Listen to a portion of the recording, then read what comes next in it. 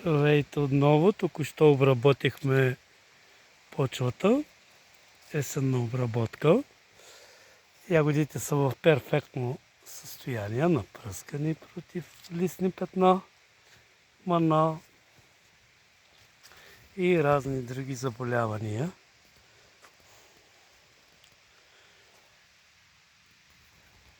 Значи днес 10 ноември, последна обработка, след което вече почвата започва леко да замръзва и ягодите ще минат в покой.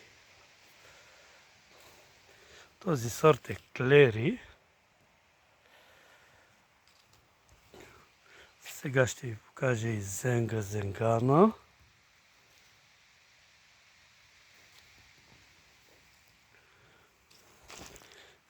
Ето и адаптираната горска ягода, която е в перфектно състояние. Много родовита. Изключително много родовита.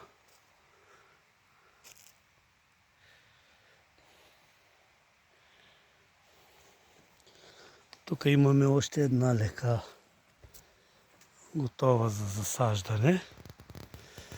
Не оставяме вече за пролетта.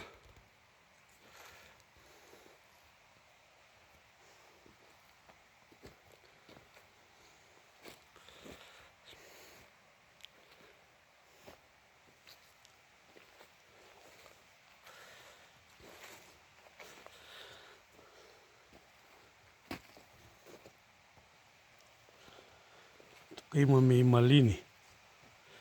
Полка. Сезонни. Много родовит сорт. Изключително много родовит.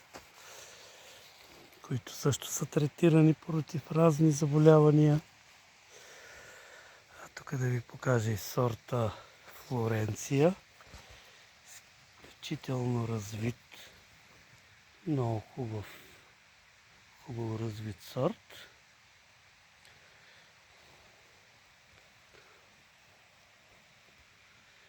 Няма никакви листни плесени, петна и разни заболявания.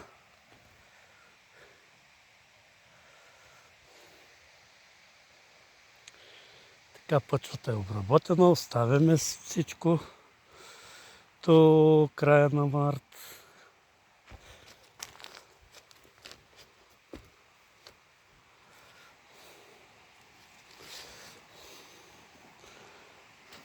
Само да ви покажа самата обработка. Я правиме с мотофреза.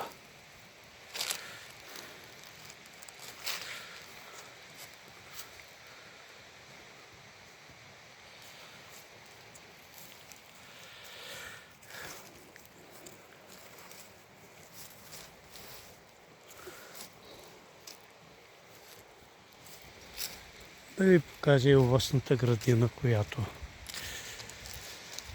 е изключително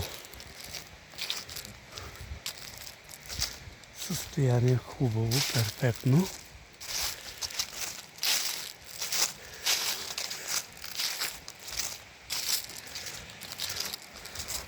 Тук край имота имаме рекичка.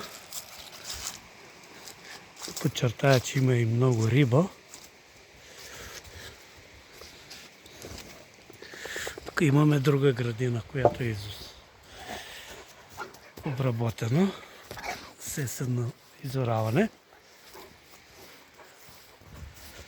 Ето и овощната градина. Предстои ни да измажеме стволовете с варов разтвор.